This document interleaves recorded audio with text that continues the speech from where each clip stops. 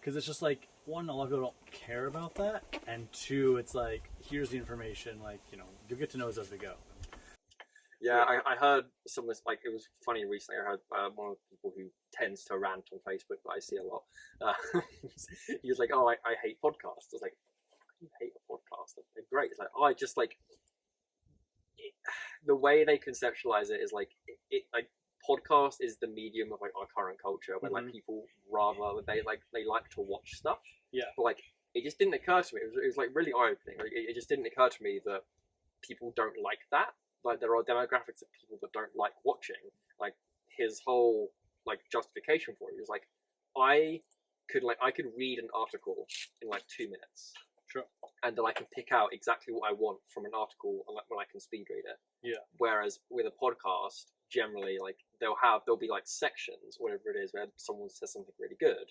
But in order to get to that, I have to sit through like 10 minutes of them doing intros. Yes. I have to sit through like that. Like, a lot of the time, people just kind of having casual conversation before they get into this deep, profound wisdom. Yeah. It's like, I just don't have the patience to like sit through timestamps looking for when someone says something good, when I can actually just read a transcript of it in like 3 minutes and get exactly what I need. You know, so like I can see that.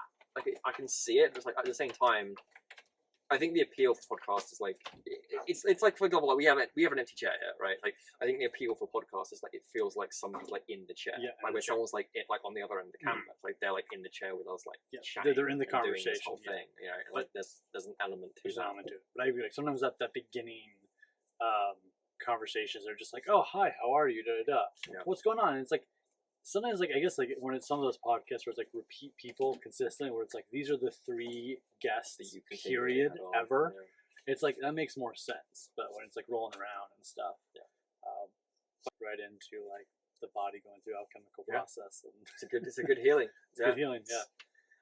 It's a whole like, I still can't get, like, the amount of weird synchronicities and things that have been going on at the moment with alchemy are just so strange to me. But like, I was talking to Amy the other day, our friend Amy, who are watching, who don't know her, and she put it so well. Like, this is something that, like, I'm having spoken to her about it. I'm like, I actually want to adopt this, like, I want a core belief, like this thing we were talking about, and it's like, it's around the way we use language, right? Yeah. It's like when a synchronicity or something happens, generally speaking, because we're not used to it happening, it's like a novelty, it's a curiosity for us. We're like, oh wow, this is synchronistic. Oh wow, yay, my magic's working.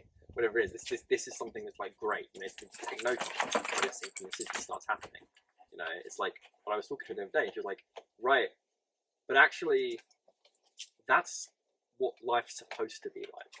Like, having a continuous stream of synchronicities constantly. Like, living in that moment of magic and whatever you want to call it, magic, connection, spirit, whatever it is, having a life where those things happen consistently, so much where you're like, you put an intention out and it just happens. That's actually how the universe is supposed to be. That's what our life's supposed to be like. It's strange and weird when that doesn't happen, when we don't get synchronicities, right? When we don't get those things, we're like, wow, this is really amazing, this is cool, right? It's weird when that doesn't happen. The actual natural state is when we're living this life of abundance with synchronicities and everything that's going on. It's like, when you reframe your mind to that, it's like, yeah, this isn't weird. This isn't a synchronicity. This isn't something that's like, oh, weird. My magic work, my meditation work, this lined up with my dream. Like, yeah, that's supposed to happen. It's supposed to be. Yes. That's what it's supposed to be like, right? Yeah. It's weird when that doesn't happen. Yeah. You know, like, putting into that perspective, I'm like, yeah, this makes total sense. Like, I'm sitting here, like, I'm in my mind, I'm having tons of like synchronicity and things about alchemy. I'm like, yeah, this is incredible. But like, I've gone to an alchemical exhibit, I looked at the museum, I did all the stuff. Like, I've intentionally sought out those things, and now those things and deeper layers of that awareness are being delivered to me because I sought them out. So there is like, I'm an active participant or an active creator in the whole reality that I'm experiencing. You know, rather than being like, oh well, it's a synchronous. Because like it was Jung that coined synchronicity originally, right? And like the way he describes it originally is like when an unconscious pattern of something that's going on inside your mind lines up with something that happens in like the actual outside world. But here's like, if we're going to get a bit deeper, the ultimate thing with this is like, there is no distinction between the outside and the inside world, right? Because the second that you like line up, essentially, and you like get on the path towards something, that sets everything into motion.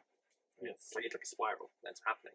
And like, I've heard this discussion happen a few times where the intention with the way we use the word spiral is kind of broken in like modern language or discourse, right? Because when we say, "Oh, I'm spiraling," it's usually a negative thing. Oh, okay.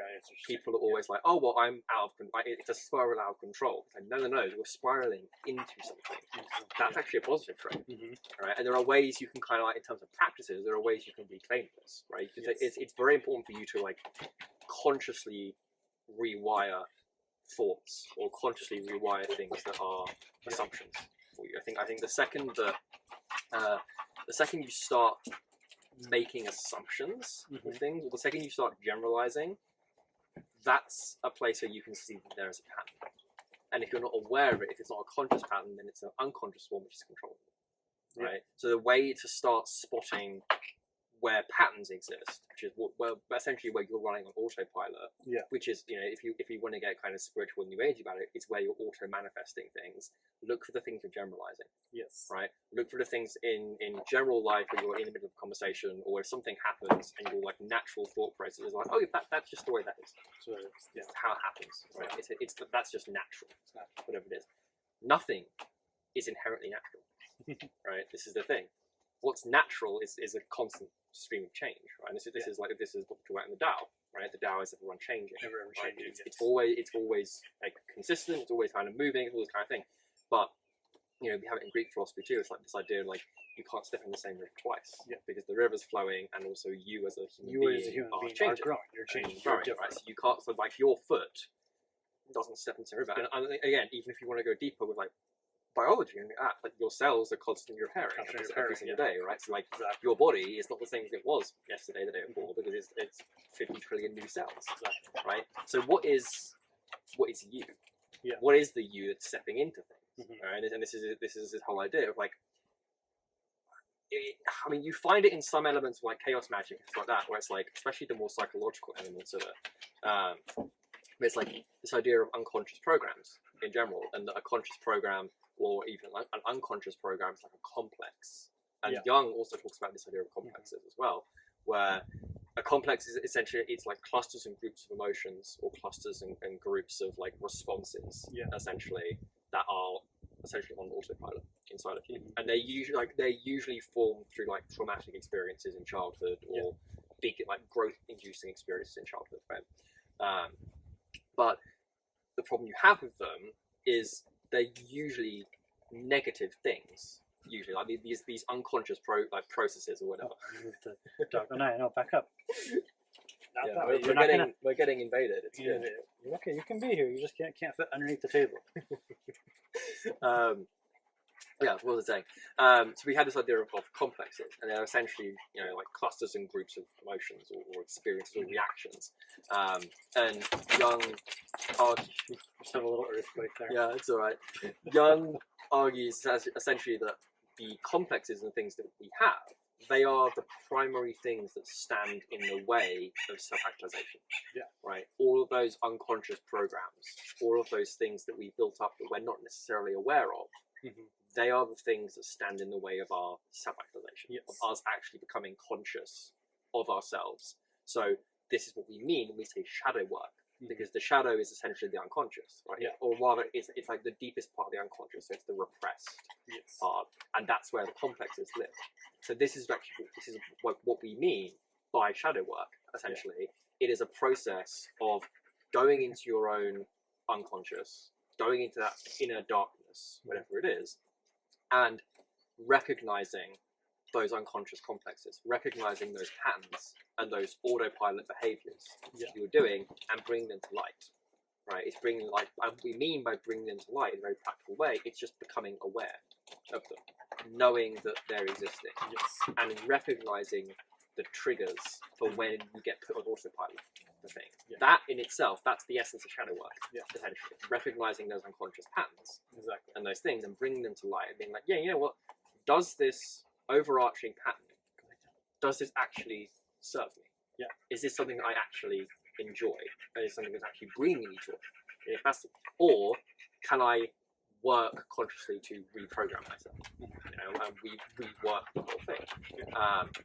And it's very empowering when you think like this, I think, because this, like, Jung actually argues that all of our personality, essentially, is an autopilot. So you don't fit underneath the table. They really like the table. You can chill here, buddy. Yeah, that's you can fine. sit here. That's fine. You just don't fit underneath of it as much as you think you do. But yeah, no, and that's the thing too. Just, you know, like with the spirals, like, you know, as Carl Jung, like, you know, did coin synchronicity, which is like something like we forget all the time. Like, people think it's, I don't know, like, where most people in spirituality think that came from, our personal development. Yeah. Like, I don't think they were aware that. Like, I don't think they like. I also don't think, like, this might sound a bit cynical, but I don't think they care. Yeah, they don't care. Which is, they don't care, and that's okay too in a way, because it's like, as long as you're getting benefit from it. But, and that's the thing. Like, I think when he talks more about synchronicities too, it's like, yeah, like where your inner pattern or your inner world begins to match this outer world, you're like, oh, that's a coincidence, that's a synchronicity, that lines up, and the synchronicity happens. You know, all these coincidences and all these, you know, serendipities that people like to claim, but it's like that recognition that it happened is what actually makes it, is what will make it synchronicity. Right. Yeah, so because it's not a synchronicity unless you recognize it. Yeah, and so that's like his whole thing of like becoming aware. Like, that's what the shadow is. Like, that's why Carl Jung talks so much about the golden shadow being like where your untapped gifts or your untapped potential. Right. Is because you're not aware of it. You don't know it's there, and there's things between you and it.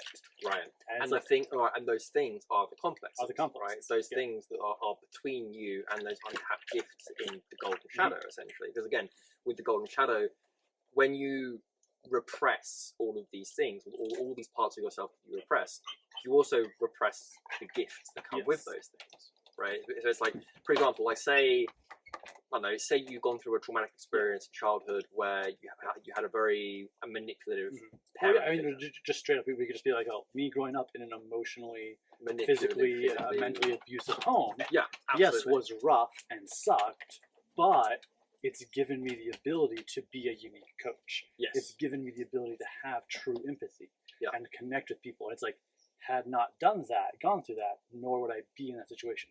Had I not been raised that I was raised and gone through things I went through, I would not have woken up. You wouldn't be you. Yeah, it wouldn't be me. Yeah. So it's like that recognition, being happy for it. And maybe not happy, but grateful for it. It's like, sometimes the worst thing that's happened to us is the best thing. And that's why it's like the shadow. It's like this kind of thing that's there. It's elusive. It's covering it up. But it's like, when you become aware of it, you can do something with it. You can be aware of it. You can also then be like, oh, it no longer controls you. And I guess that's like the thing too. Like, we were joking a little bit before this began, but we were talking about like life starts out hard, and then it gets easier as life goes if you level up. But it's hard because there's all the stuff between you and your natural self. If you go through life staying at level 1, it will always be hard. Yeah, it's like I'm a big proponent of this whole idea of like seeing life as a video game. Like, people like kind of like are a bit shaky in the whole idea. Like, I remember I've talked about this on like podcasts before, and like people can get really meta with the whole thing, and you're like, are you an NPC or a main character? A main character of your life. You know, do you have power of your life? Like, hopefully you do. Yes. So yeah, like, sure, it's a thing. Yeah, it's like, and I think it's kind of a cool little thing. Like, yeah, don't be a non-playable character, but take control, play the game of life. Yeah. But I do like the skill thing. Like, that's what people talk about. The skill tree. I like the idea of investing in a skill tree. Like, it is interesting. And like, I think there is something to be said for, like, if you see life that way, it's like you can kind of see everything as like side quests. Yeah. You know, or little quests that you can go on that are increasing your character development. And like, honestly, this could actually be like a really solid like shadow work exercise in general, like prompts where it's like, make like a D&D character sheet for yourself. You know, I like chart up, like, okay, charisma, dexterity, intelligence, wit, whatever it is, and like chart it out like where you think you are. Like, give yourself a number, or like, like it's an arbitrary number. But all numbers are arbitrary. Yeah, are arbitrary. Well, but I mean, like, you get into it, like, you know, your tarot, your meditation, your breath work, like, and you could judge it by like, how often do you actually meditate? Like, you could be a great, amazing meditator, but maybe you only do it once a month. Yeah. So then it's like, okay, maybe you're not the top key, but you got the skill, you know, like, I don't know. I'm just thinking like whole RPG chart. You could create it up. It'd be a fun little worksheet we could create for people to fill it in themselves. And yeah, you just fill it in and based on what skills you want in there as well. So then you know where to invest. And this can even come into like not just spirituality, but when it comes into like discipline, like what's your discipline count? Right. Like what's your integrity count? What's your business mindset? What's your abundance? What did you say? What sound does a moose make? So it's like a moo. There's a large animal over there? There's a large animal outside. I don't think it would be a moose. I don't know if it's a moose or a deer or a horse. I don't know. But We have a large animal sighting. Anytime I go anywhere with my wife, we see. Well, when I go anywhere, animals show up. But when I go anywhere with my wife, animals show up too. Like, and it's usually like it's like a moose or It's like big animals. or whether you believe in Sasquatch or not. My eyes and experience will tell you differently. Yeah. And that's what my experienced truth is. And that's part of this like cycles and spirals thing, but it touches in also like why. I mean, that's what these podcasts are going to be called or named, is experienced truth, because it's your experienced truth. Right. And it's like, whatever you've gone through and experienced, that is your truth. And like the stories we tell ourselves about life, that's still our truth until we choose to rewrite that story. So like the story of like, oh, I'm letting everyone down because I got sick and I can't accomplish ... and oh, I ghosted 3 people's texts, I'm letting people down. That's a story, but it's also their truth. Or it's my truth. Right, because like in the very least, you believe it. You believe it, right? Yeah. And so then you can rewrite that, true and that becomes your new truth. Yeah. Also, I think it'd be fun. Well, I mean, we could do it now or like at some point, anyways. But I think it'd be fun, like on each episode, to ask people what the word experience means to them and what the word truth means. And then when I get to 1,000 episodes, that's all the 1,000th episode will be. It's just those clips of what people think experience and truth is. That's it. Yeah, it's a good one. I think it's hard. Yeah. Like you can think of example. Like it's hard to. It's hard to give it an exact definition.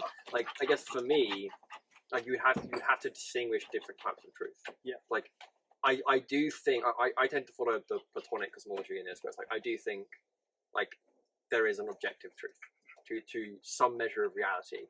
I think there is some kind of highest principle in general that it's really loud. But I do think there is some kind of my legs and the dogs don't fit underneath the table. That's what that was. Yeah. Okay. But I do think there is a kind of objective truth that we can say, if something is true, in the truest ontological sense, it is something that exists regardless of your perspective and is unchanging. So like something that exists regardless of you and your perspective and experience of it, that is unchanging. That thing can be true, so it doesn't change form, it doesn't change meaning, it just is consistent. It always is and always will be. That to me is what an objective truth is. But at the same time, there are experiences which are, like, I guess to me, they are linked up with the truth. Experiences are your perspective of the truth. So like there is like an overarching kind of ontological truth essentially, and then experience is the way that truth filters into limitation and how we experience that sort of infinite truth through the lens of whatever limited reality that we have or what we can see essentially. It's like, as a good example right now, you're facing me, I'm facing you. You don't know what's going on behind you. No. But I can see it. Same as me. I don't know what's going on behind me. So like you could tell me that there is like some Sasquatch whatever behind me, and I wouldn't know because I'm looking at you and I don't have any of that reality. And like as far as I'm aware, for me right now, none of this world behind me exists. Sure. Right. Same. Like nothing behind me exists. Yeah. Even though I know it's there. You know it's there, but only intuitively. Yeah. And even then, when you say you know it's there, what do we mean by gnosis? What do we mean by knowledge?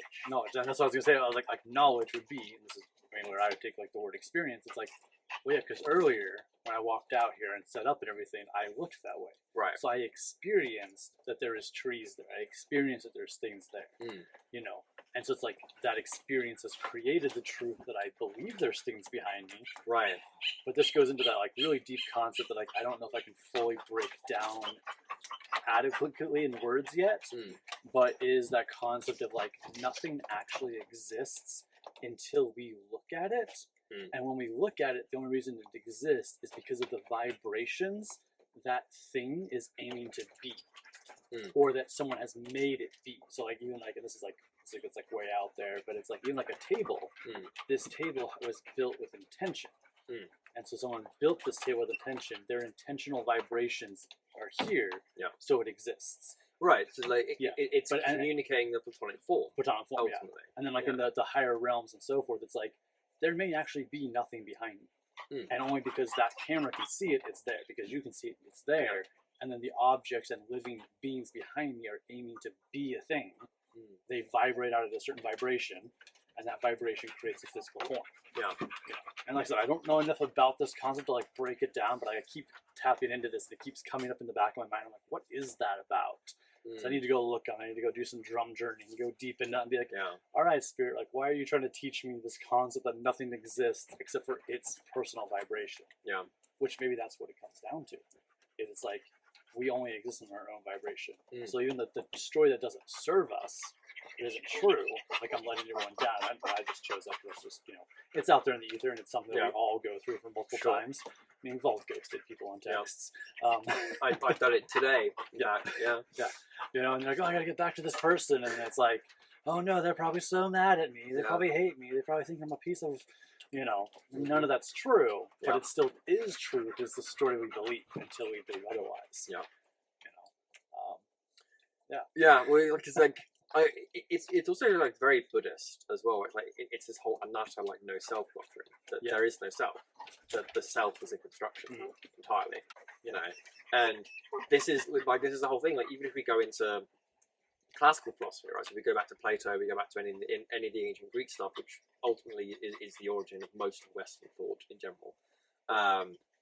When you look at it, it's like Plato. For one, so like Plato is really the first to make a distinction between material and immaterial things. Like in terms of that philosophy and having that sort of core idea, Plato is the first to make a distinction between embodied and bodiless, right? Bodied and immaterial. So somata and astumenton. So what was I saying? So look at someone like Heraclitus, right? His idea of just so I'm putting my mind to try to know who he is. He's also the one that did come up with or did originally say, no man can step in the same river twice. It's Heraclitus, right? I'm pretty sure it is. Yeah. Okay. I'm pretty sure it is. Yeah. Because that attaches the story and all the other things I know about this person. So carry on. But he has this idea essentially that the soul is like it exists, but also that it's not this kind of immaterial thing. When we think of a soul, we think of kind of like a Doctor Strange-esque, like translucent kind of see-through-ish body, right? Like that's kind of very Heraclitan in general, where it's like he was under the idea that the soul had a matter of itself, that it was this kind of like fire, but like a more quasi kind of weird version of fire. But everyone before Plato thinks of the soul in materialist fashion, right? So they all thought the soul was like an actual physical thing that had its own matter. Like that it was an actual physical thing in general that actually went somewhere. Or like with Homer, it's kind of the same idea. It's associated with consciousness. It's this idea that it's this sense of awareness that leaves your body upon death or upon fainting in general, well, that kind of thing. But it's this kind of weird see-through thing that's just kind of not as good as anything physical, essentially. It's like the way it's conceptualized is as something that's like almost physical but not, and that embodied existence is actually the better state of being. Okay. Right? That actually like material life in general is actually better than a life in the underworld or a life in the spirit world. Right? And there's a famous passage from the Iliad where Achilles, like when he's talking, I think he's talking to Odysseus, or it might be the Odyssey actually, where he's like, it's one of his big famous quotes. He goes, it's better to be a beggar alive than it is a king in the underworld. Because like the state of existence of the soul for Homer and the Iliad and the Odyssey is this kind of like almost nearly matter, and matter is this kind of perfected state. and it's like it's almost there, but it's falling short, so they can't really touch anything. It's this kind of whole thing. That all changes completely when it gets to Plato. Because Plato is like, no, the body is possessed by sensations, it's possessed by emotions and irrationality, that kind of thing. And actually, you know, it's far better to have a noetic kind of, you know, soul that's free from the body, because then you're free from the passions, you know, you're free from the sensations, all this kind of thing that arises as a result of being in the body, essentially. But the problem you have with it is that's also a very, like, if you look at that in context of how Homer describes the soul and how Plato describes the soul, if you look at it in regard to the worldview that's going on in ancient Greece at the time, it's still a gift-giving economy, largely. Right? So they don't have any concept of money or really personal ownership in general, right? The way gifts or the way things are exchanged is gift exchange, right? So it's like, I will give you this bow and arrow, in return you will give me whatever it is, so right? like bartering, it's trading, bartering, right? So it's kind of before the arrival of like personal ownership models, that kind of thing, right? And even kind of like a little bit before scales, in a way of like, this right. object So they weighs didn't, this much, right? And then like when something weighs so much, then you can ascribe value to it, that kind of thing, right? Now it gets really interesting when you look at non-Western accounts. So if you go into anthropology and you look at tribal stuff from like Melanesia or Polynesia, right? Because these are societies that are still egalitarian, right? They're sort of pre-trade cart economies, essentially. So they are egalitarian. They are generally much more socialist or open. More so than a lot of them, sometimes they don't even have an idea of personal property. Right? There is this idea of mine and yours as distinct things, right? They don't have this idea. You know, in Polynesia, they have sort of big man societies, which are like, they're not exactly like, it's still egalitarian, but you kind of have a figure that is in the center that distributes the wealth and distributes the stuff. You know, that's kind of a different model. But when you look at the linguistics of that, a lot of these societies in Polynesia, they don't actually have a word for personal soul. Right? They don't have a word that designates your soul and my soul. They have a word for soul, absolutely, but there is no grammatical case or anything like that says this is my soul that's distinct from your soul. Now, if you follow this kind of to its logical conclusion, what ends up happening is you realize the idea of a personal soul doesn't exist in societies before the arrival of the trade cart. Right? Interesting. Which means the idea of a personal owned soul, as in my soul does this or is this, it accompanies in a society the arrival of personal ownership or the concept of personal ownership. Interesting. Right? Doesn't exist in societies that don't have personal ownership models. Right? So, of course, then if you're expanding this out a little bit more, you're sort of sitting there and you're thinking, you're like, okay, either we have two options here. Either these like Polynesian tribal societies that have been indigenous and have been sort of had a continuous link from their Neolithic ancestors, whatever it is, either they're just like totally dumb and they just haven't figured out that they have this thing that is a personal soul, right? And that's kind of the very Western Eurocentric perspective. Or you take the Buddhist idea of it and you go, actually, what this means is that there is no self. Right? There is no personal self. There is no personal sense of soul necessarily. That actually. Well, by the way, so maybe it's not fair to say there isn't. It's that the soul is a construction. Yes. Right. It exists, but it's a limitation, a construction that we put on ourselves. Exactly. Well, it's a very it's good. No, I like it. I was just going to carry on like with what other indigenous cultures believe to tie in with that. Because like this thing is like the personal soul didn't exist until trade economy came by.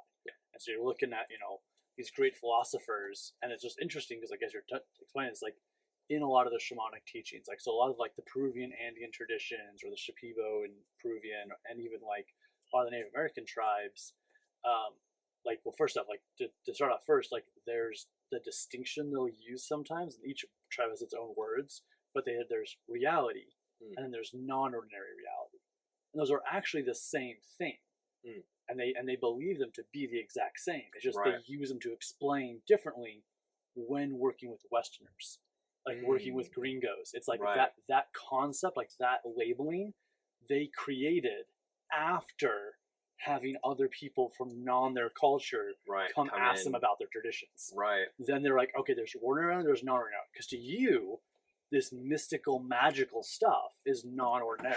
Right. So, so like they come in, and it's that concept of like, oh, because you understand this, like, you know, what you believe of synchronicities and like life being magical and all that, you think is separate. You think it's this beyond thing. And so a lot of them too, they don't have a word for personal soul.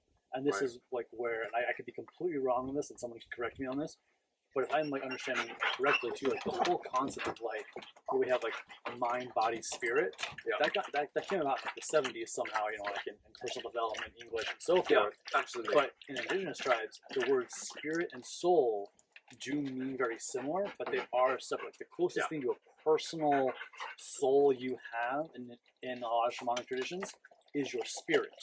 But your spirit is your spirit body. It's your fire body. It's your, but we're all part of the great, like the sun, like great spirit. Like Father Sky is the sun.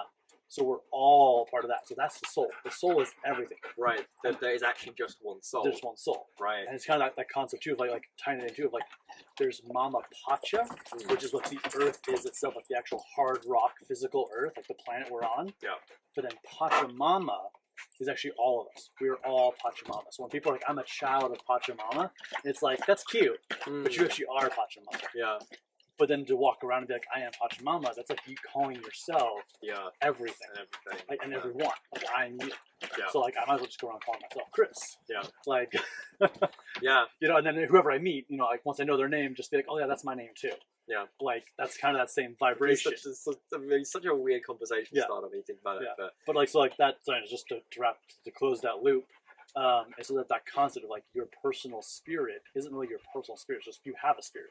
Yeah. And that's where your will is. And like they talk about your will, which they also do talk about being in your, like you're right above your navel area, which is where your solar plexus is, which is kind of funny how this ties up with like Buddhist traditions and chakras and, you know, opposite the world, they didn't have cell phones to text each other to talk about belief systems.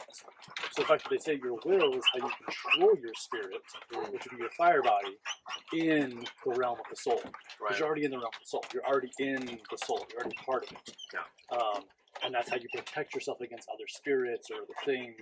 And this goes into whether there's upper realm, lower realm, middle realm. Middle realm has where most things are here that are more parasitical.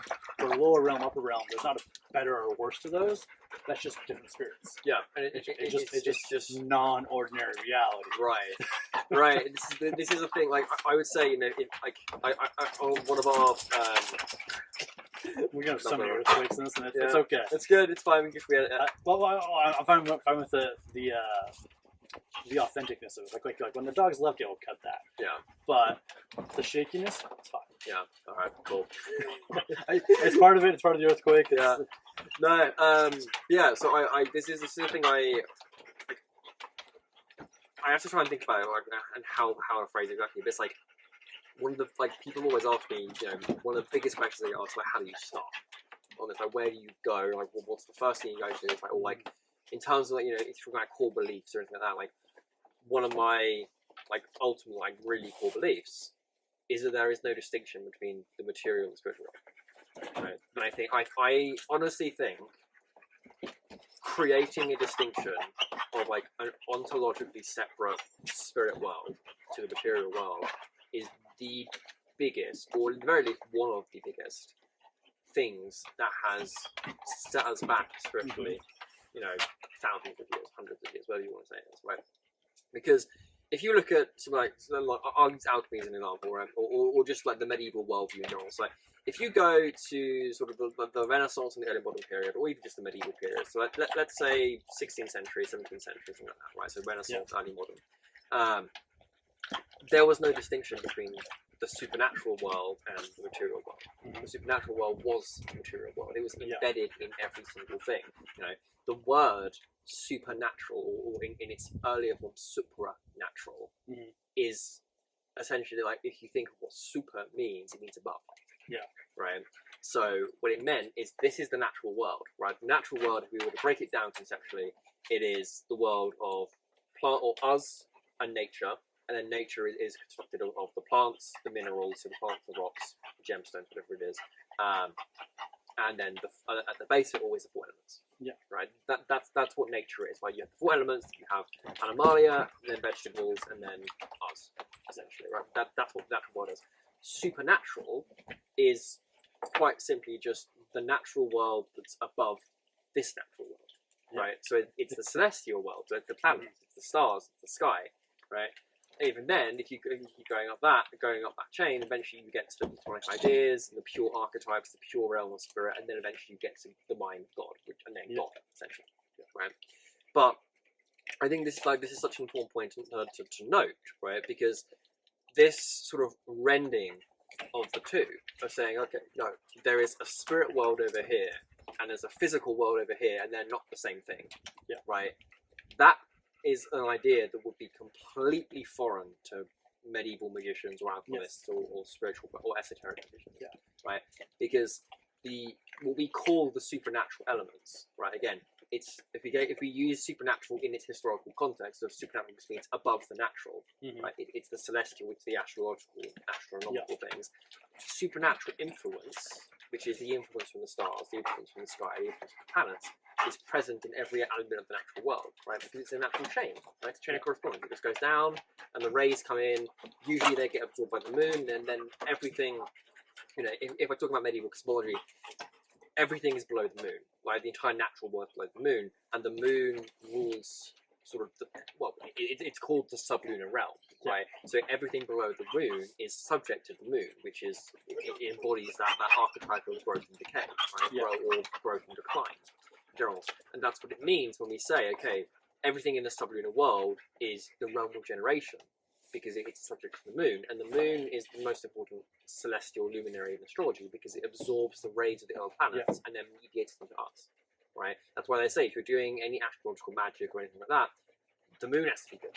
If the moon is badly aspected, then your work is shot. You can't do anything. Right? Because the moon is the thing that mediates all the influence. But if you look at it in its context, right, what this means is, and I think this is the biggest, most important point, is there is no distinction between a spiritual world and a material world. They're exactly the same thing. It's just the world, right? It's just all there. And there have been debates about this in parapsychology, where it's like the use of the word supernatural in its modern context, and the use of the word paranormal, as in beside, para is besides, next to normal, right? Using those words is hurting your spirituality. It's hurting your connection, right? Because it's giving you a false sense of, or it's giving you this dichotomy, right? It's giving you a false sense of ontology and a false sense of experience. Of going, oh well, I need to travel to the spiritual world, right? If I'm astral projecting, I'm going to the astral plane. I'm going to the spirit world, or I'm bringing a spirit up and calling it in from the spirit world. Or, in kind of the mainstream popular conception, when somebody dies and they become a ghost, they go into the great beyond, right? They go into another world.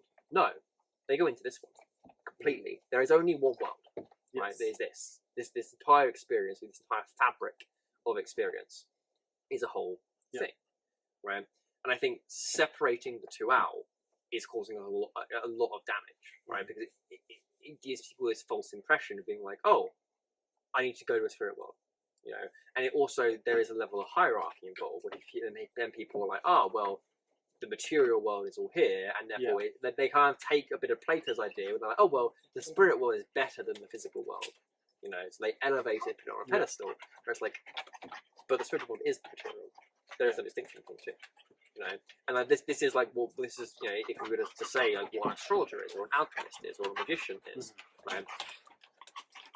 It is somebody who can, or is aware of this and can see those influences in the natural world, in the material world, right? So it's somebody who can look through the veil, essentially, of what's going on, the material world, and see those occult virtues, right? And occult here, again, it doesn't mean mystical or arcane or magical, whatever it is. It means hidden, right? It means unknown, essentially, also by people. In the Middle Ages, magnetism was an occult quality, right? Because it was spooky action at distance. You could put a magnet here, put like a block of wood, and then you could still move something on the other side without touching it, right? That's, to them, it's magic, right? So it's like in the earliest texts, when people were first experimenting with magnets, it's described as an occult property, right? Nowadays, well, oh no, we understand how magnets work, right? But in the same way, like you could say today, gravity or quantum mechanics is occult, because we don't like that it operates in principles that we still don't understand. True. Right? So it's hidden. Right? It's not necessarily magical or weird or anything like that. And I think that's another it's another issue that people have, where people get into spirituality or occultism, whatever it is. And even the word spirituality, right? It's the icky or the ism of spirit. Right? And spirit, naturally, the assumption is that it's somehow separate from you, or it's somehow away from you in another world, or that there is another world.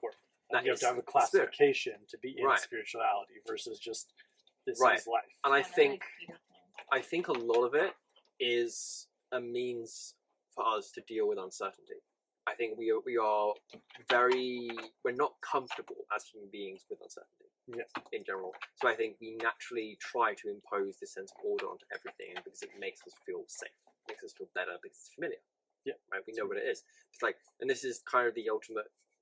It's like the test of being a creator in a kind of way. You go back to any of the early New Thought doctrine or any of the even in the 60s when they were talking about the whole thing. This whole idea of you creating a reality, that kind of thing. Yeah. It's a fine idea. There are issues with it, absolutely, and we can't overlook those.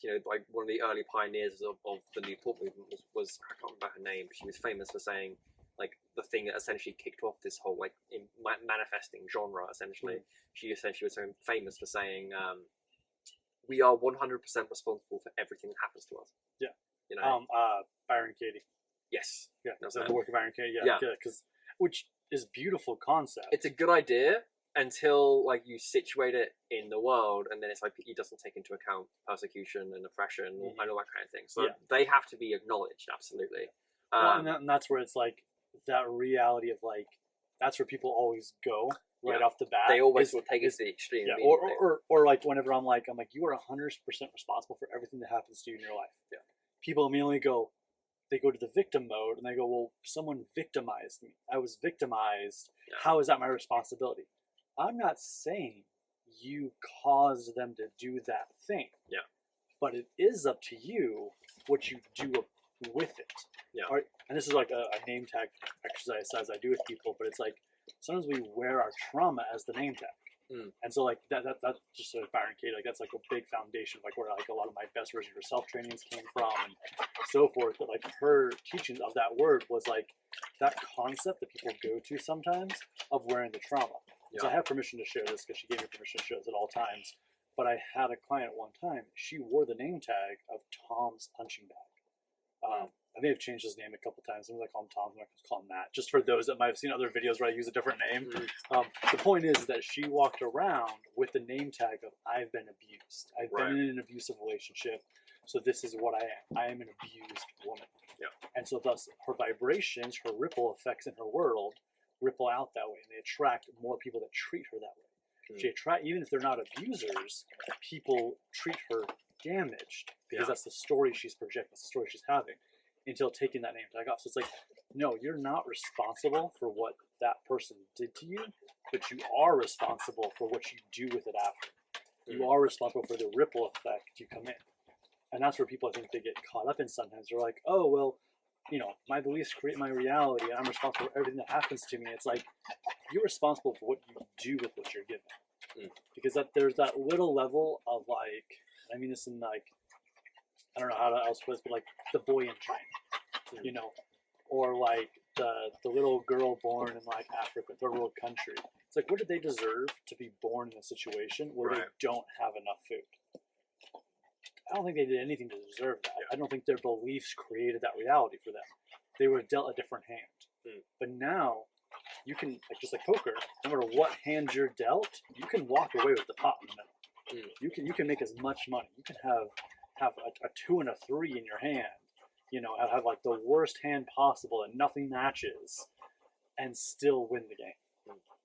And so I think that's where that real energy comes from of you are 100% responsibility because you can shift it however you want. It doesn't mean it's going to be easy. It doesn't mean it's going to be the same way. It doesn't mean that your life's going to look exactly the same as someone else's does, but you can design your life how you want it to be and step into that and let that ripple effect out. into your world and your belief. But like that's just a thing that I find like people getting that they immediately go to victim. Yeah. And that's also it's like how much are you being a victim in life versus like overcoming it. Like yeah, shitty things happen. Like even in the beginning, like where we talked about, like okay, like yeah, like grew up in a not so great home. Like I didn't know what unconditional love was. You don't fit underneath the table, buddy. We've had this conversation, but you don't care. That's fine. There you go, buddy. So, anyways, but like growing up in that home, it's like okay, but like what am I gonna do with that? I choose to make that into like a good like I live as a coach. Or, like I can emphasize that other people have gone through it. Yeah. I could walk around going, oh, well, because I grew up in this home in this way, like I never knew what unconditional love was until I met my wife, until I met her parents and actually received unconditional love for just being who I am. Yeah. Then I started attracting friends that were like that. Then I started attracting mentors that were like that. Yeah. And it's like, oh, this is how it's supposed to feel. Yeah. I could have walked through my whole life going, oh yeah, like every single love, everything is transactional. Everything has a condition on it. And I could have lived my whole life that way, but that would be a very closed viewpoint of the world. Yeah. So it's like not until you experience something more can that story change. Can I change that name tag? And so sometimes you're not even aware that what we're doing.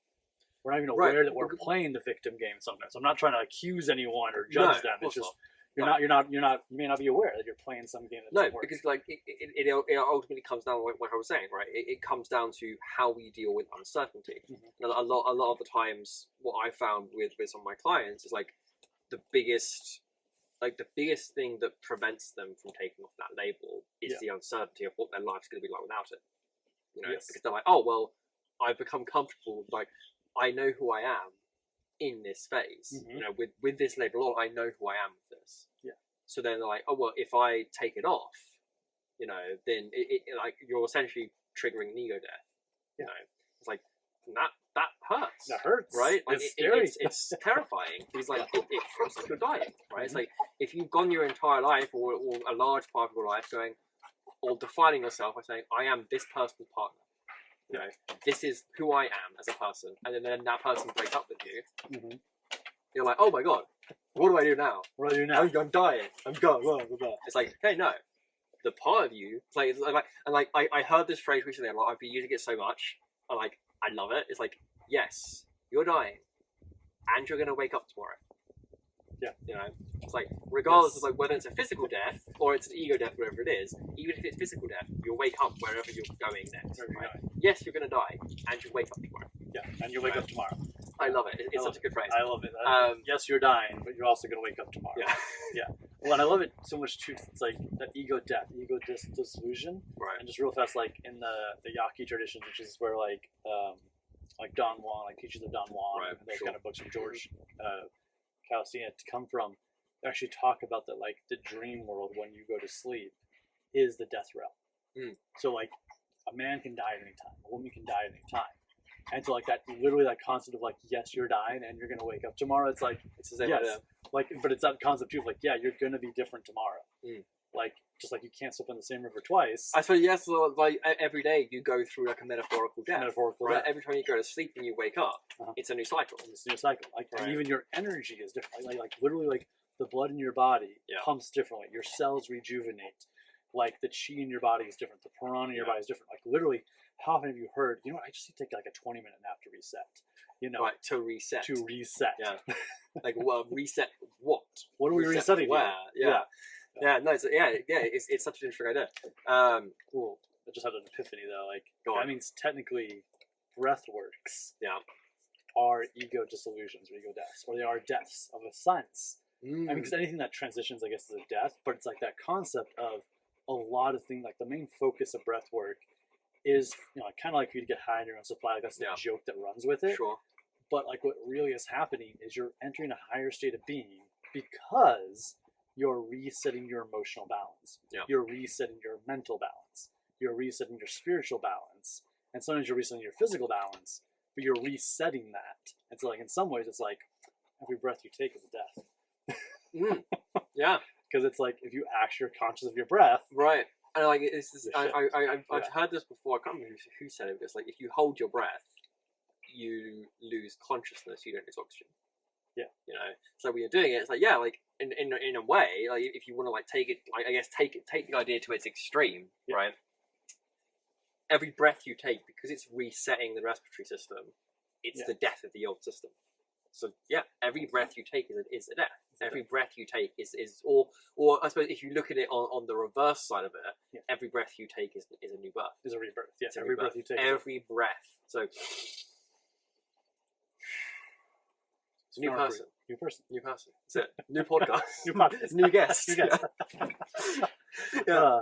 But it's a great idea, right? Because like everything breathes as well, right? And like everything is breathing, whether it's the trees that are absorbing nutrients through their roots, whatever it is. But every single time your cells are replenished, right? It's like it's the same thing. Like when you're breathing, and like look at something like the Wim Hof method for this. It's like what it does is it activates that inherent stuff inside your cells, right? To start self healing, right?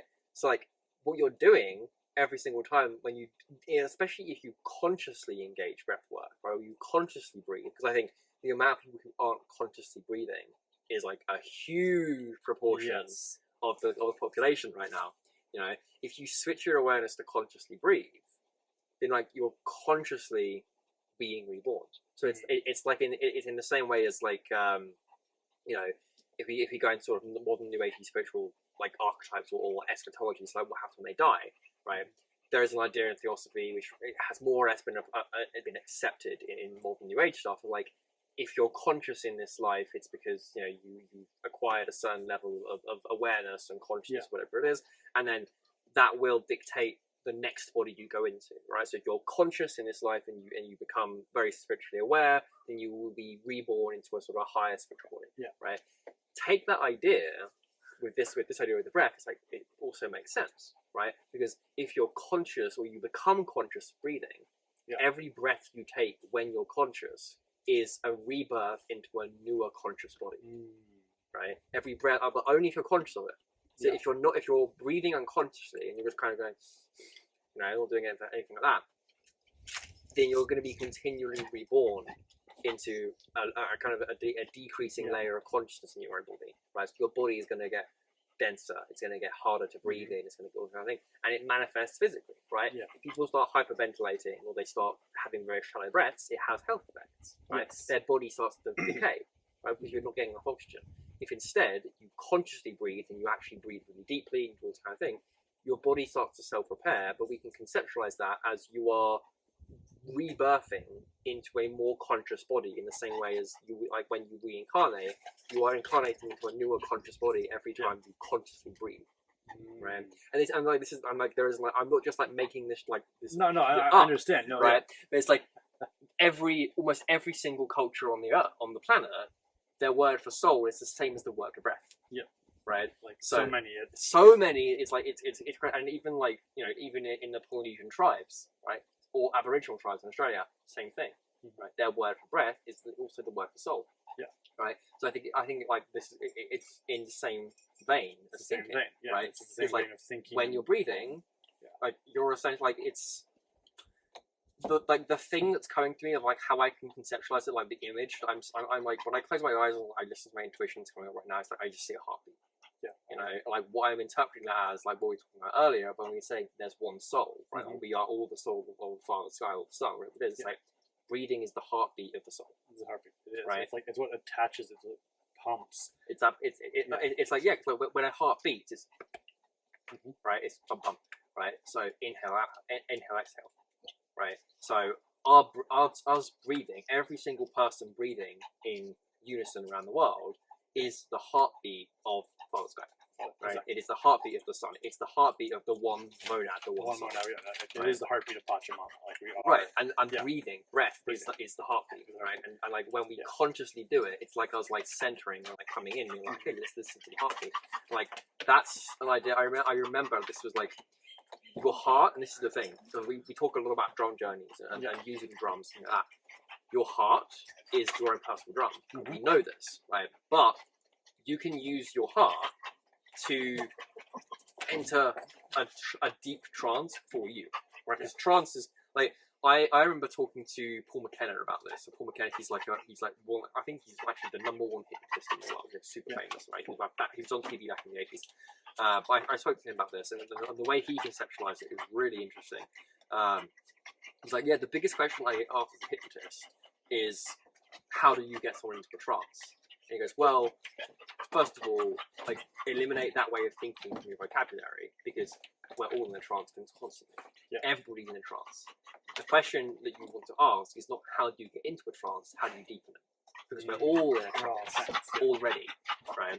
And that's what hypnotist does, essentially. They just take you a little bit deeper and more consciously into the trance that you already exist in. Right? And this is also very Buddhist. It's samsara, It's very right? Buddhist, but it's the whole idea. But it also falls on those lines of like alpha brainwaves, beta, Right. delta. So that's what you're doing. You're just switching at the You're going brainwave down states, into right? theta, you're going down into gamma. Now they've even discovered that there is a level called ultra gamma, which is like even deeper than Deeper than gamma. gamma, yeah.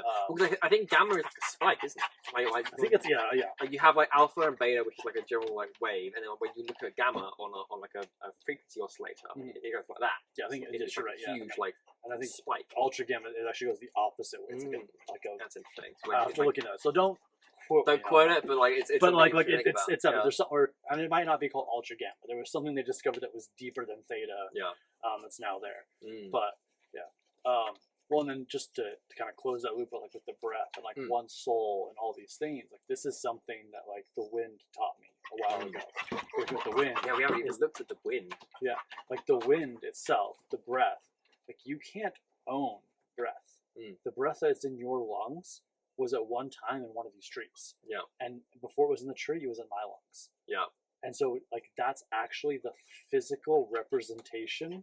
Like you are actually like, breathing in a tree. Yeah. But like the physical manifestation of how we are all connected is the wind, is the breath. Right. That is the like on the physical 3D level.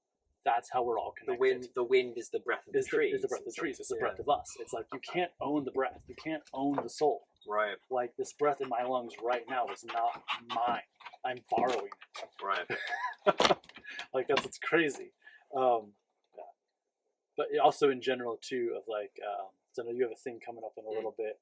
I was thinking, you have it in about 30 minutes, I think. I think a good way to close up this episode though would be to share one of your top 4 greatest spiritual experiences. We'll try to put these in this little series of episodes. We're doing like one for each of us, but like one of your top 4 favorite spiritual experiences doesn't have any other parameters than that. Story time. Yeah, let's think. Favorite experiences. Okay. I have a few. Oh, I have a long list actually. But it's like one of the first times. Yeah, this was a weird one actually. I still can't conceptualize it. It kind of goes into like what we're talking about time and all the different ways of looking at time, like that kind of thing. The first time I did psychedelics, the first time I did psilocybin, I did truffles.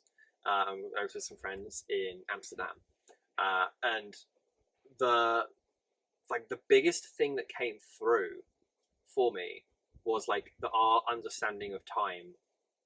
It just like it doesn't work. Essentially, it's like the best way I can describe it, right?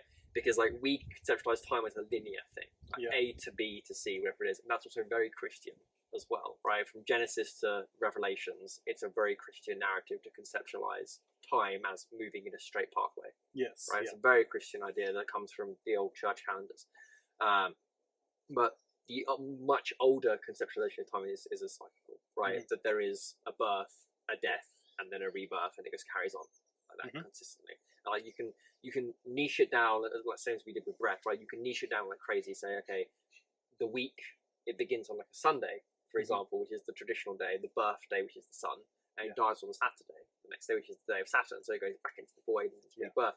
Same with the hours, that kind of thing. And like all of this was going on in my head when I was like on my trip, on my journey, right? And for whatever reason, like the only way I was physically trying to describe it, like trying to describe it, and the only words that came out of my mouth was like, it happened 20 minutes ago. Yeah. Right. And like I don't know why that number, why 20 minutes, whatever it was, but like all of like in my mind, the way I was conceptualizing it was like all of creation happened 20 minutes ago. We are existing 20 minutes after creation right now. I was like, I've sat with it and meditated with the whole thing. I'm like, why 20 minutes? It's such like a weirdly specific number, but like every time, and like when I was like on my journey, that was the only number that I could like conceptualize in my head for some reason. Like no other number existed. Yeah. Right. And my friend, I remember like my friend like trying to ask me stuff like, about like timing. Like, oh, what time is it? Or like how long have we been like on a high? How long have we peaked? Whatever it was, and like I could only say 20. I could only like it was 20 minutes ago. It's been 20 minutes. Like when my friend, and I remember this thing, like when my friend asked me like what time it was, like it's 20 minutes past creation. You know, I was like, and I don't, I to this day, I still can't understand why I was obsessed with the number 20, whatever it was, but that was just what came through to me this entire time, with like this idea of cyclical time, and everything was just like, for whatever reason, everything was, I think, you know, like if I try and cast my mind back, like everything was like the way I was seeing it, like I could also see visuals for this as well. Yeah. It was like every 20 minutes there was a death and a rebirth. You know, like whenever it was, like whether it was like a cellular rebirth, whatever, or anything, like every 20 minutes there was a cycle rebirth that then brought a new world into being. So like for whatever reason, I was plugged into this like way of thinking where I was like, I could just like see the time. It's like, yeah, have you seen Loki?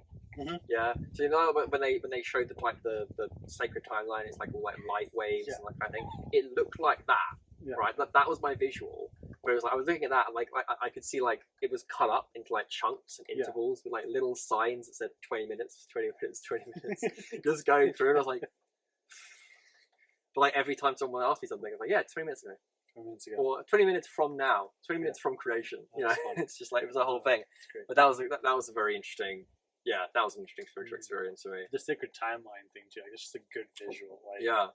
Oh man, amazing. How many years ago was that? It was 2016, 2017, I think.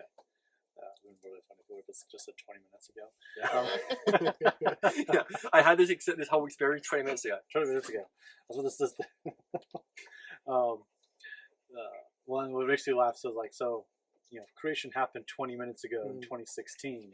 We're probably now at 20 minutes and 1/2 of a second. Yeah. Like, you know, in the time of things moving. So, you got plenty of time left. Yeah. I don't know when creation runs out. Yeah. if it ever does. If it ever runs out. It will just eventually like, no, I know the answer. It's 20 minutes from now. It's 20 minutes from now. And then it'll restart. And then it restarts. The timer will restart. The timer restarts. That's great. That's awesome. Yeah. It's just funny too, like just like concept of end of creation. Like that's something, this is in conversation with God. And so in general, like, for those like that are new to like hearing the way I talk about things or so forth, if I ever like do name drop or quote something, it's because it's something I'm holding as like what I call a permission slip belief, or it's a belief that like I am currently agreeing to and I like it. Yeah. But that doesn't mean it's one of my core beliefs where it's something that I'm like, no, I 100% believe this. Yeah. So by giving credit to who it is, like one, give credit when credit's due, but also like, hey, where's this come from? Yeah. So I say Conversation with God because it's a great trilogy, great book. There's like 4 books of it actually. Neil Donald Walsh. Yeah, Neil Donald Walsh. But there's a point in there where they talk about like the separation of like what God is and so forth. And like they talk a little bit about like the source having wanted to experience all things after having already known all things, divided itself into trillions of souls. And so what it's doing is it's continuously expanding. And this goes back to kind of the breath too, but like the breath of God, the breath of source, is that as it expands and we continue to split and separate, eventually the universe will contract. And it will all contract and it will all come back down to this unified point. And then the pure excitement of having completely unified again will be so great and immense in energy, it will explode us out again. And so it's like the end of creation is also the beginning of creation. Right. Because the unification back and forth. It's like, I like that concept a lot. I like the idea of like God being excited. Yeah. That's the thing. It's like, it also reminds me of a section in Hermetica, actually, which is really interesting now. I think it's like Corpus Hermeticum 12, Corpus Hermeticum 13, something like that.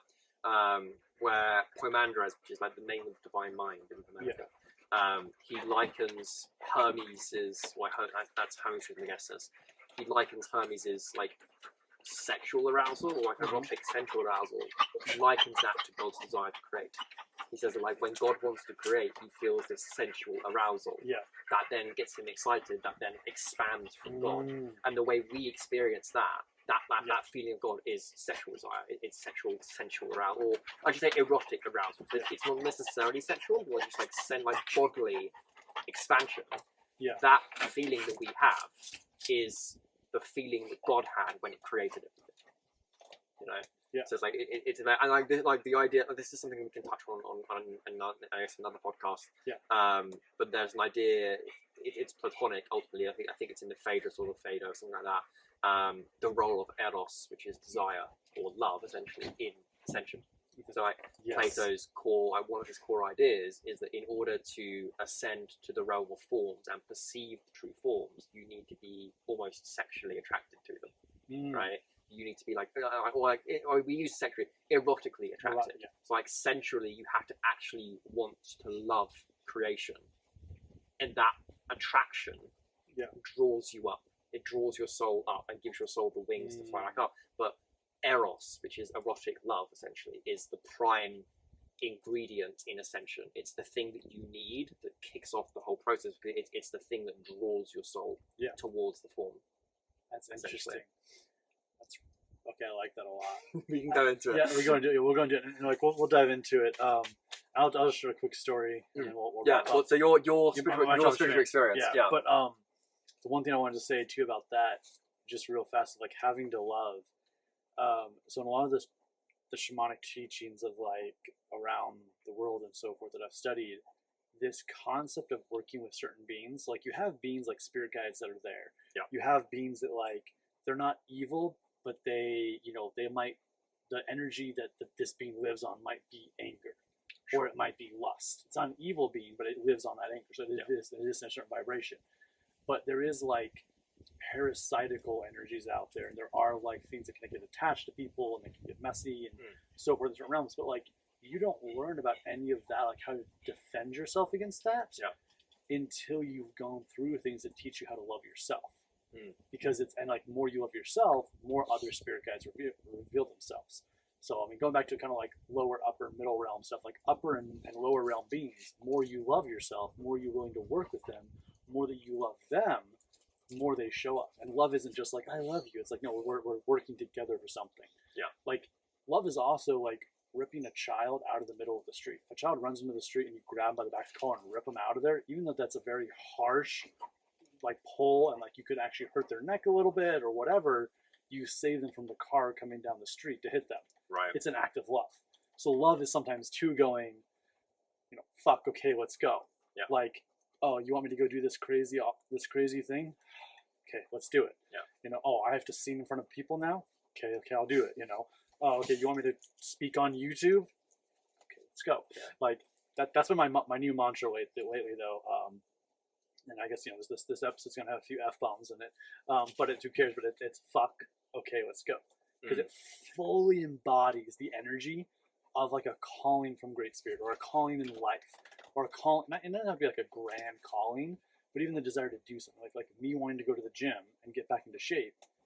Fuck. Yeah. I know how much work that's gonna be. So it's like the awe. Yeah, like you're looking at it. It's like oh God. And then comma. Okay, let's go. Yeah. Because then there's the agreement to go. And it's like that full expression. So it's like, Great Spirit comes and goes, hey, we're going to want you to do this, and then you're going to need to go do this little ceremony up in the mountains and so forth. And it's going to take like 3 days of your time. Yeah. Okay, let's go. Yeah. Like, I'm not in denial. I'm just going to express. Yeah. And it's letting the ego fully express itself. It's an exhale. Yeah, it's an exhale. But it's fully letting it express, because instead of going, oh, I'm supposed to be this spiritual person, I'm supposed to follow my promptings. That's the should game. And then you're just shooting all over yourself again. Yeah. And stop shooting in your life and start shifting. Yeah. Yeah. So anyways, I just like that concept. But it's like, before you can work with some of the heavier, not like semi-dangerous beings in the shamanic realm, or those that could mean harm for people, you have to hit a certain level of love before they'll even show up. Yeah. It's like it's not like if you're in like depression, they're gonna show up and mess with your life. It's like you have to get to a certain point of loving yourself before they're like, okay, can you love this too? Can you love everything? And then so it's like they're never trying to take you down. They might test you. They might Yeah. play with you. They might, they might make your fire go out in the middle of camping, and then you can't relight it, and you try to relight it, and it goes out again, and it's like, they might mess with you, but they're also like, okay, can you love the darkness? Can you love being alone and complete eerie, foresty noises? Yeah. And let all your fears run wild of what could be in the darkness? Can you love that too? Yeah. So it's like rainbow medicine, but also like that's part of it. So it's interesting. Like you're talking about like, so we'll go into it with Aristotle with the love thing. I already like going off on a tangent on that. But to wrap this up before you run out of time, and then we'll do more. So like one of my favorite spiritual experiences, and just as you were talking about, like this is the one that kept coming into me is, so there's this concept of initiations, and this is also in shamanic, but it's also just in spirituality as well. Like you get initiated into something, and it's like it's a deeper level of it. But initiation isn't always like somebody coming and like placing their hands on your head or like sending you off on a thing. It's like we could even say like me being a coach, being initiated into the path of a coach was learning to love myself, or me learning to care enough about myself to make my life better was the initiation into becoming a coach. Like, so sometimes the things we go through are initiations. Yeah. And they can be these deep experiences. They can be these really light experiences. So I say that because, like, at first, like, I would just say this is like an interesting experience, but it feels more like an initiation as I've walked with it. And so this is a time when, so we were in Hawaii, and we were hanging out with some people and whatnot. And the Airbnb we were at, like, we all enjoyed smoking pot and so forth, but we weren't supposed to smoke on the property itself, so we'd like walk off to the beach and smoke. So we're down by the beach, and there's like, in Hawaii, there is very few poisonous animals. There is no venomous.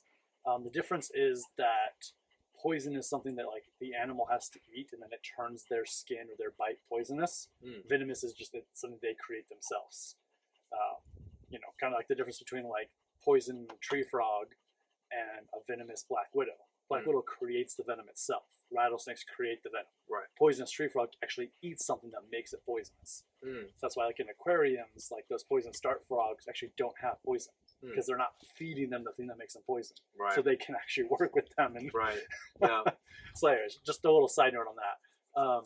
This all makes sense. So we're out there, we're smoking weed, we're talking, and I feel like the sharp pain in my foot out of nowhere. And I'm like, ow, that really hurts. And I'm looking around, and like it just feels, and all I can see is I look at my foot, like I'm turning my phone, flashlight, there's like these two little dots, like real close to each other. Like, did I just get bit by a snake? Like, there's no snakes in Hawaii. Yeah. Like, this doesn't make any sense. So I'm like feeling weird about it, but I can like feel this tinglingness like going up my leg, and I'm like, oh man, it's like slow. It's not like a fast go up. Right. It burns and stings right by the bite, but the rest is like not a numb feeling, but almost like, I don't know if you've ever, like when your hand falls asleep, or you're like, maybe your foot, pins and needles. Pins and needles one. It's like feels like that, but ecstatic. Right. Like good. It feels like it's like this is not a normal feeling I should be having, but I'm not really in pain. But I know my body shouldn't be feeling this way, so there's panic. But at the same time, this is really cool. This is really awesome. Like, I don't know what just happened. And so we go back to the interview, and there's another guy that's like, he's dating someone else's stand-up. I met him for the first time. And I have no idea why I placed this persona on him. Like, maybe it's just because he's like 6'2", and he's in shape, but like I'd put him in this like manly man's box, like like pendulum, or podium. You know, I'd put him up on this podium in my mind, this pedestal, and I was like, oh, just the guy I want to talk to. I think I got bit by a snake. And I'm like trying to get him to like just tell me it's not that. Yeah. And he's like, well, actually, I've never seen a snake bite before. And I don't know, let's go. It's like, we're Googling, and then we end up just like going outside and like talking for like 4 or 5 hours. And like, we're like going over stuff, and like, we research stuff that's not a snake bite. There are some animals it could have been, some insects it could have been. Let's just see what happens. So it never gets past my knee. Like, it just gets up to my knee and it just tingles, and I'm just like, this feels amazing. Like, I feel really euphoric, but I'm also freaking out because like it feels weird. It feels like this is not how the body's supposed to react. So anyways, he was like, well, we've been talking for like 4 hours, dude. Like, I don't think if it's not spread past that, I don't think you're gonna die in your sleep. Right. And we're like, I don't think you. So either we go to bed, and I have some of the most craziest dreams I've ever had. Like, I've had pretty vivid dreams. Yeah. But then it's like, I'm in Hawaii, and then there's like, I'm seeing other people, like either like they're men or women, and they're working with elemental beings. Like, I'm just observing. Like, I'm not actually part of the dream. I'm just observing. Right. But they're working with elemental beings. Like, they're like going over to the ocean. There's like certain beings made out of water that are coming out of the ocean, and they're like talking and so forth. And like, kind of looks like teaching, but also kind of looks like hanging out. Yeah. You know, and there's some like wisdom being shared, and then like, you know, they're going over the trees, and like the trees are coming alive, and they're talking to them. Like, one guy goes up to the volcano, and there's like a lava being, and it's like teaching them about some of that stuff and whatnot. And so like, I just keep watching all this stuff. So like, you just connect with the elements in such a strong way. But then also like the islands itself, of like just how those vibrations in Hawaii have their own thing. And they have their own energy. And like, I've heard people talk about how like each island kind of represents a chakra in a way. Like, Kauai is the crown. You know, the big island is the root. And it was almost like confirming that, but almost being like, you could use that as an elementary map to understand that we ourselves are vortexes. We ourselves are an energy vortex. There are lots of energy vortexes on the planet, but we are one too. And so like, it kind of showed me the world, but then it showed me how each one has its own energy vortex, and like, it pulls you in or it kicks you out. Yeah. And there's certain energies there that serve better. And so it's like, you know, and so it was even this concept of like, in the plant medicine world, or even like working with a lot more like the indigenous tribes, it was like kind of showing that like the big island has more of that energy going on. Right. There's a couple of the other ones that still have that, but the big islands were like most that actually is going on. Where like, you have tourism luau's, but then you have real luau's too, of like actual traditional people happening, and people that are still honoring their traditions. And it's like, Kauai has some of that. Like, so it's like, it was almost like a percentage chart of like, these people are 70% still traditional, these people are 10. Right. Not quite, but yeah. So it's just a super vivid dream, but it's one of my top experiences, because I just remember being so freaked out, but not in pain. Right. Like, this tiny little spot, and I actually still have like the 2 marks on my foot, and like, they're just there, and there's part of my life forever. But freaking out, and then like, okay, I guess I'm not gonna die. We'll go to bed. Yeah. Like, typical man logic. I'm just like, well, okay. I'm not dead yet. I'm not dead yet. If I die in my sleep, like, give my body to the ocean, I guess. Like, you know, and then these amazing like initiatory experience of like with spirituality and elements. And I mean, it wasn't my first spiritual experience, but it was vivid. It was vivid. Yeah, it was crazy. And so it's just really cool that I enjoy that. And I think it's like, it's up there in that realm. And then there's just that concept of, it's like, cool, so like, now what? Yeah. What's next? What's next? Yeah. But yeah, so that's one of my favorites. There's something else I was going to say on that, and I totally forgot. It doesn't matter anymore. But yeah, no, this has been a lot of fun, Chris. I'm looking forward to us doing more of these while we're here together. Absolutely. Chilling. Thanks for coming all the way to America just to record some podcast episodes. Only reason. Only reason you came here was just to record. Gotta do it for the grind. Yep, gotta do it for the grind. Gotta do it for the followers. Yeah. Aloha. Thank you for watching and for your time and energy. I also want to let you know about our sponsor for this video, and that was Golden Shadow. Golden Shadow is an app that me and Chris have created that is full of coaching, courses, online community, and practical things you can do to improve your life and shift into a better version of yourself. Now, we're currently launching this app in January and probably until February before we close doors on it fully. And we are right now taking on beta members or founding members. These are founding members that will come in, be the foundation of the member network that is there. They will also be testers to test out how the courses roll, how the links are working, making sure everything's working well. You'll give us feedback, and then you also get access to the app. So you get early access to the app, which includes breathwork and meditation libraries, massive collection of that, a large collection of transformational material that you can go through and learn and raise your vibration, as well as a ritual library that has a lot of practical usages, both from the occultism and other realms that you can use to learn and become more knowledgeable and also apply to your day-to-day life. You also get the current courses that are in there, and the courses that are being created currently and courses that will be created in the future as we continue to grow. And then also we are offering our Unleash Your Potential program, which is a 6-month program where we unleash your potential and help you step into living your best ideal life. It's really, are you even happy in life? Are you living the life you want? If the answer to that is no, then this will help you shift to that. If you are living a life you like, then this will take you from a good life to a great life. So this is to get you from an okay to a good life, or from a great life, good life to a great life, from a great life to a fantastic life.